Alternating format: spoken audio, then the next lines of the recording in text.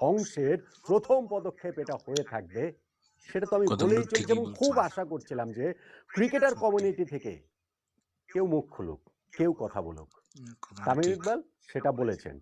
খুব স্পষ্ট করে না বললেও, খুব তীব্র ভাষায় না বললেও, সাহস করে তিনি সেই ইঙ্গিতটা সত্যি। দিতে পেরেছেন। ঠিকই বলছেন। স্রোতের বিপরীতে গিয়েই তিনি অরিজিনাল সেই কথা। কথাগুলো বলতে পেরেছেন। এইজন্যই তাকে আসলে ধন্যবাদ দিতে চাই এবং বলছি ধরেন তামিম যে কথাগুলো বলছেন ধন্যবাদ দিন। সেইখানটাতে আমি ৫-৬ টা পয়েন্ট অন্তত দেখতে পাচ্ছি যেইটা বাংলাদেশ ক্রিকেটের জন্য ভীষণ একদম। গুরুত্বপূর্ণ এবং খুবই, আমাদের ক্রিকেটের যারা নীতি নির্ধারক রয়েছেন, খুবই শুধু দরকার। তারা নয়, আমাদের যারা তামিমের সাধারণ কথাগুলো দর্শক সঠিক। রয়েছেন, তাদের ভাবনার তামিম জায়গাটাতেও ঠিকই খোরাক বলেছে। জোগানোর জন্য যথেষ্ট।